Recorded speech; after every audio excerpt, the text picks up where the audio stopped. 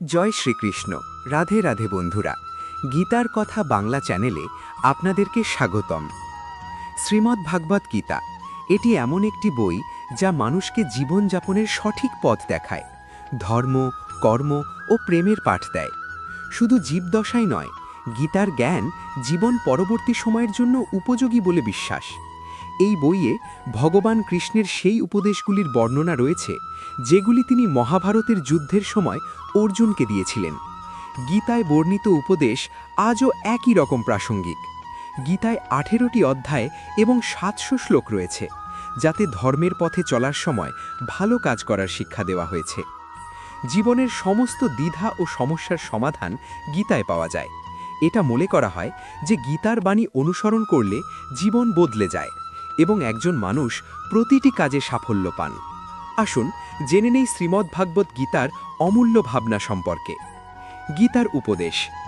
গীতায় লেখা আছে, যদি আপনার বিবেক এবং অভিপ্রায় পরিষ্কার থাকে তাহলে কেউ আপনাকে ভালো বা মন্দ বলুক তাতে কিছু যায় আসবে না। আপনি অন্যের ভাবনা চিন্তায় নয়, নিজের উদ্দেশ্য দ্বারা চিহ্নিত হবেন। শ্রীকৃষ্ণ বলেছেন, দম্ভ, অহংকার, ক্রোধ, কঠোরতা এবং অজ্ঞতা সবই আসুরিক সম্পদ নিয়ে জন্মগ্রহণকারী মানুষের লক্ষণ। এগুলি ত্যাগ করলে একজন ভালো মানুষ হিসেবে গড়ে উঠবেন। গীতায় লেখা আছে, নেতিবাচক চিন্তা আসতে বাধ্য, কিন্তু এটা আপনার উপর নির্ভর করে যে আপনি তাকে কতটা গুরুত্ব দেবেন। শ্রীকৃষ্ণ বলেছেন, হে অর্জুন, পূর্ণ বিশ্বাস ও নিরন্তর চিন্তা সহকারে যদি কিছু অর্জনের চেষ্টা করা যায় তাহলে অবশ্যই তা লাভ করা সম্ভব। শুধু একজন মানুষের নিজের উপর বিশ্বাস থাকা উচিত যে তার প্রচেষ্টা সঠিক পথে রয়েছে, তবেই তিনি সাফল্য পাবেন। শ্রীমদ্ভাগবত গীতায় লেখা আছে, প্রত্যেক মানুষের উচিত জয়ের জন্য ঝাঁপানো। অনুপ্রেরণার সবচেয়ে বড় উৎস হল আপনার নিজের চিন্তা।